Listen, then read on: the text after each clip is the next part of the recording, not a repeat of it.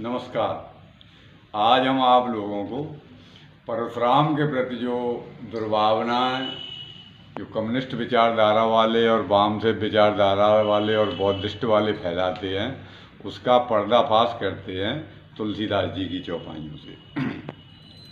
कि तुलसीदास जी कहते हैं कि सहस वाहु सम सो रिपु मोरा और मातु पितह बिन लागन छोरा।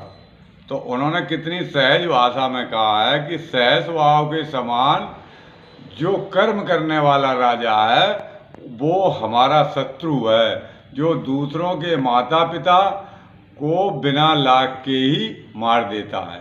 किस लिए कि उनकी गाय छीन लेना या ये कहना कि ये ज़मीन हमारी है। राजा का मतलब ये नहीं है कि किसी के अधिकार को उसके अधिकारों से वंचित करना। और ऐसे राजाओं के प्रति हमारा जो व्यवहार है एक बार नहीं 20 एक बारा और क्षत्रिय बस विहीन मह छारा। हमने ऐसे राजाओं के प्रति एक अभियान आंदोलन कानून के तहत चलाया है जिसमें क्षत्रियों के बस में जमीन को जिन्होंने क्षत्रियों ने बस में कर रखा था उस जमीन को हमने जो जमीन को करने वाले देवता थे उनको दी कि भुजबल भूमि भूप बिन कीनी। इसमें देखिए कि भुजबल भूमि भूप बिन कीनी विपुल वार मह देवन दीनी। और वो साफ कहते हैं कि अपनी भुजाओं की ताकत से हमने उस जमीन को मुक्त करके जमीन के देवताओं को दी है।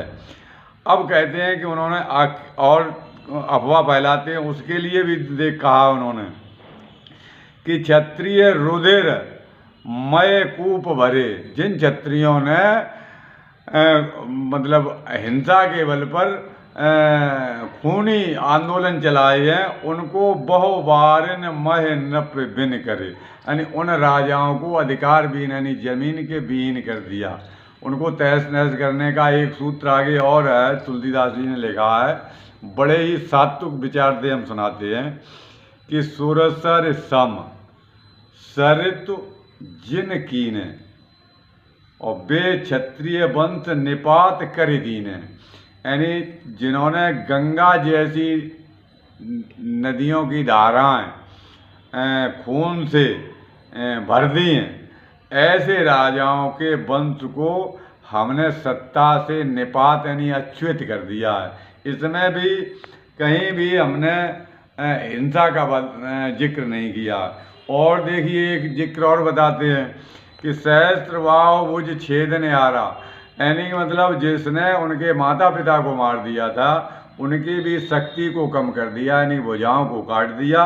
और परत बिलो के महीप कुमारा, अपने परसे की तरफ देख करके वो कह रहे हैं। और उसके अलावा भी एक बात हमने सुनी है जो चौपाई में ध्यान नहीं है कि वो कहते हैं कि रघुवंश में ऐसा लड़का लवार कौन पैदा हो गया। रघुवंश में तो कोई भी ऐसा नहीं है जो कि इन कानूनों को न मानता हो। दशरथ के तो राज्य में कोई कर ही नहीं किसानों से लगता है। तो इन बातों को कह करके जो मंच पे लोग आते हैं वो इन चीज़ों का ज्ञान नहीं दे पाते हैं और लिहाजा रटी रटाई बातें कह करके भाषणबाजी करते हैं। इससे हमें दुख होता है। कहीं भी क्षत्रियों के विनाश की बात उन्होंने नहीं कही है।